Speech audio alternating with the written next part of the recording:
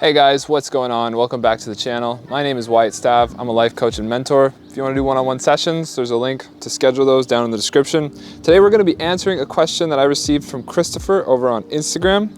Christopher wants to know, what is the best way to handle risk and uncertainty, whether it be in health or career or just in life? Excellent question, Chris. Thank you for asking. So, risk and uncertainty. Is anything certain? No, of course not. The only certainty is uncertainty. The only permanent state is that of constant change. Everything is transient. Can one ever know? No. Those are good places to start. If we're looking for a sure bet, if we're looking for the safest direction, if we're looking for the guaranteed result, we're never gonna find it. There's a couple ways to look at this. The first is to understand that everything is transient. So life is an experiment. Enjoy the risk. Enjoy the uncertainty. If everything was certain, or if you had certainty in your life, life would be extremely boring. The living comes from not knowing. The living comes from doing your best, placing your bets, working towards something, and then when it does work out, it's so rewarding. In the face of the uncertainty, we now have an experience worth experiencing.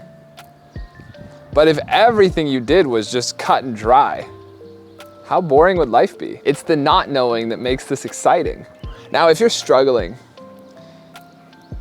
you don't know what to do, where to go, developing an intuition, reconnecting with one's own intuition can be a good place to start with managing risk and uncertainty. When you have a very strong internal compass that time and time again is coming up accurate, is coming up correct, is leading you in places you want to end up, is leading you through things that you want to go through, then it's easier to face the risks and the uncertainties in life with faith, with the understanding that things are happening for me because you have this intuition telling you where to go and how to continue walking your own journey. So connect with your own intuition. Reconnect with your own intuition, because oftentimes the connection with the intuition is actually just severed by the amount of time and energy we spend in our minds.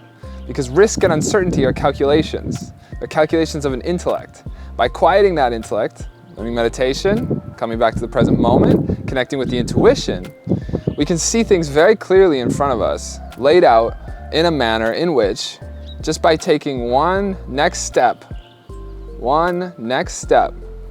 we will eventually arrive at the desire. And then when you arrive at the desire, recognize that you've arrived at the desire and be grateful for that. It's tough because sometimes we get exactly what we want for and we go, wait a second. This is not what I thought it was going to be. This is not what I thought that was going to feel like. When I spent all those hours to try to bring it about through my manifestations and my schemes and my vision boards. I got everything that I put on my wall and now I'm here and I'm like, uh-oh. So there's another risk, there's another uncertainty. It's not even certain that the things we want, we truly want. So just enjoy it. Life's an experiment. It kind of comes full circle there for me.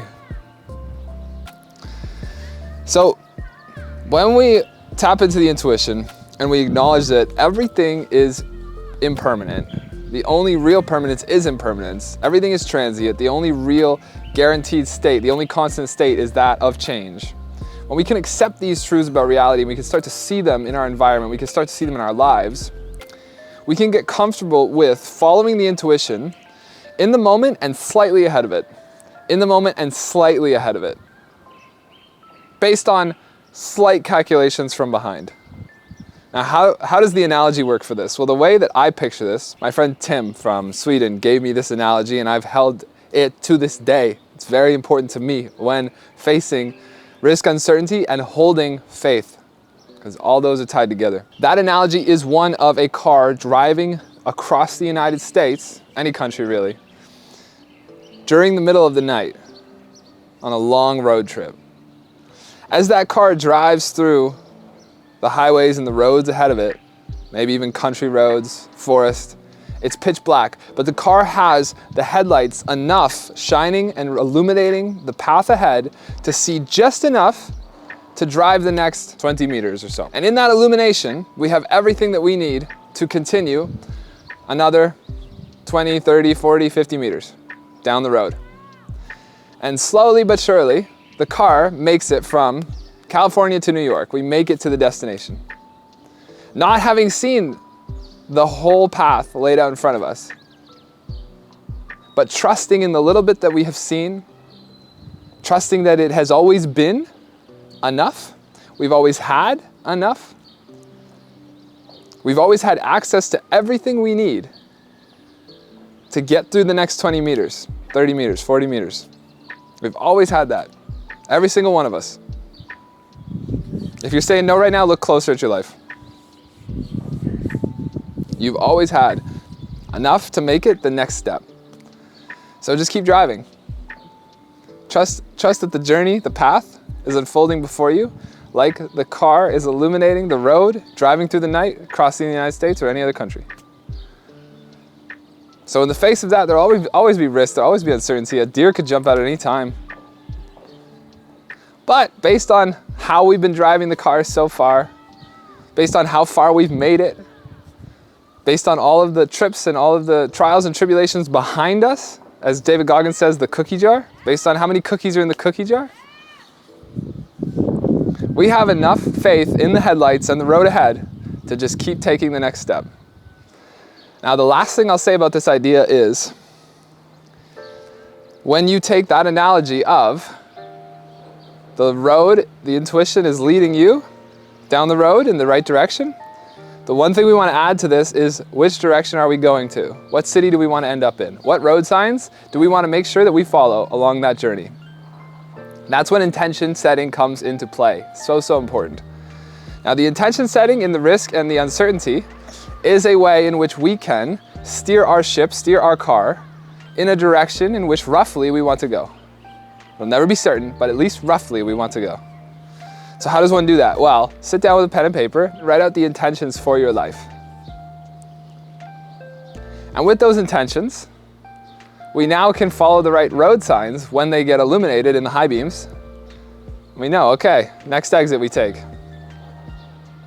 Is it certain that that next exit is going to lead us to that route? We could bet like 99% that it's going to get us there. If we just keep following it, keep trusted in the intuition, keep trusted in the process, keep embodying the path, keep taking the next step. Holding in our minds, in our energy, in our bodies, the focus of the intuition, the focus of the intentions. To be that compass, to be that GPS, and we can make it there. The nav's on the dash, just keep going. You're gonna get there. So those are some tools, some ideas when it comes to risk and uncertainty that I use in my life personally, and trust in the process. I hope you enjoyed this video. Namaste, thank you so much for watching. I'll see you guys in the next one. Bye for now.